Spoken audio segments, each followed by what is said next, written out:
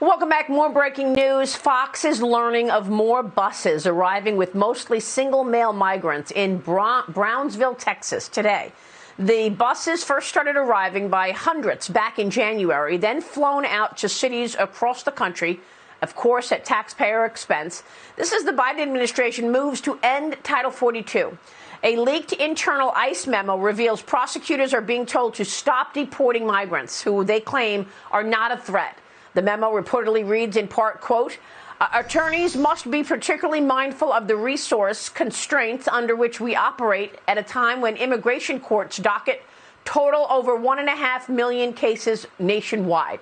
Joining me right now is Tennessee Congressman David Kustoff. He is a member of the Financial Services Committee.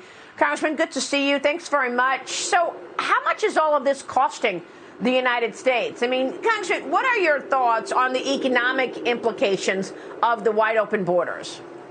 Well, it's tremendous, Maria. You know, you've covered this issue as much as any journalist.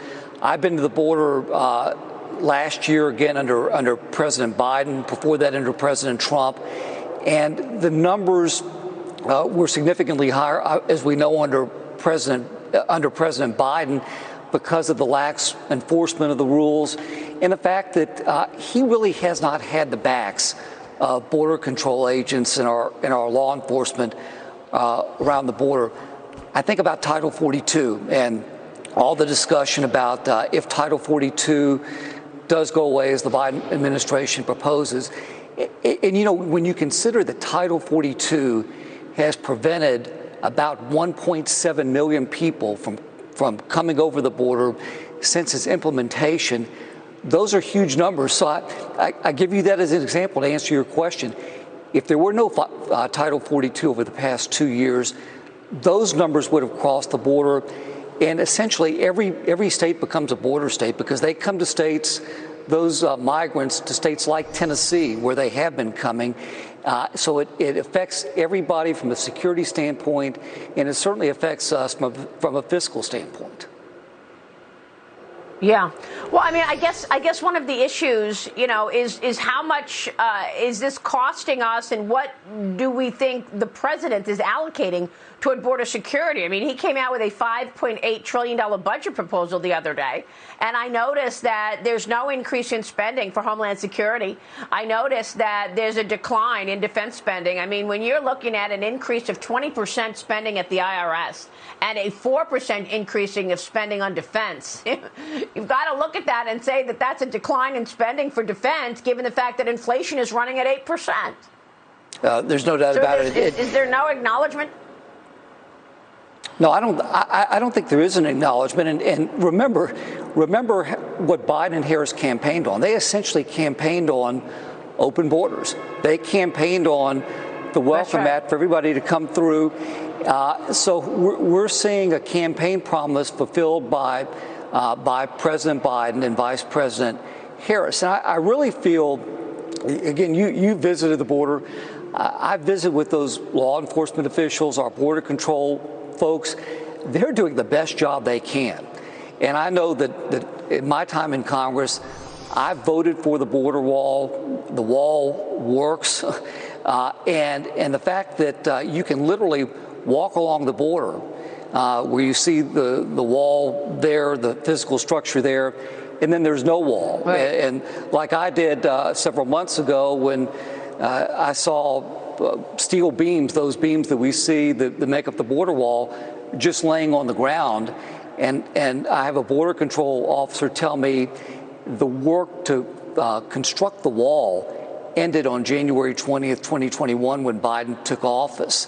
That screams just scandalous when you think that I, along with so many other people, approved the funding for that wall, and we expected the wall to be built.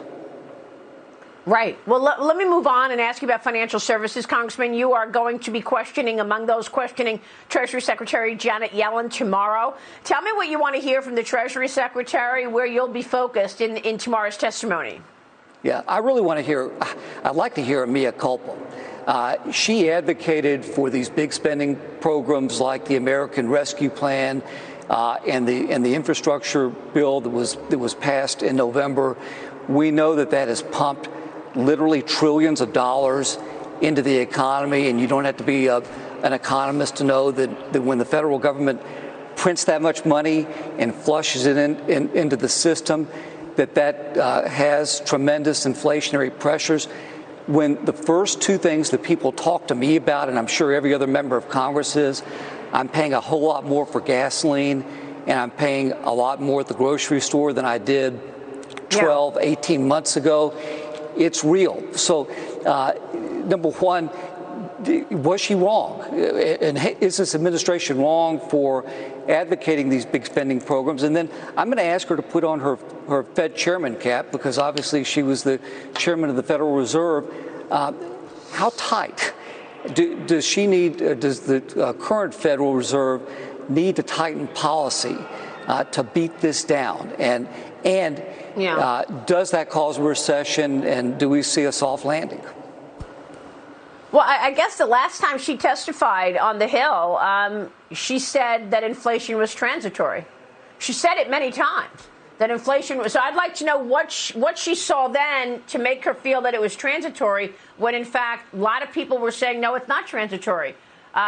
Inflation is a problem because of all of the spending, and obviously the Democrats do not see it that way, because they keep trying to push through more spending, right? I mean, you just agreed on more COVID spending, right? Yeah, I mean, she would talk about being transitory, inflation being transitory. Other people, the Fed, would talk about inflation being transitory. I'd be at home and talk to my constituents and see what was happening. I'd say, you may have the data or whatever data you're analyzing, but it doesn't feel transitory. And it wasn't, and it isn't. Congressman, it's good to see you. We'll be watching the testimony and certainly your line of questioning. Thank you so much for being here this morning. Thank you, Maria.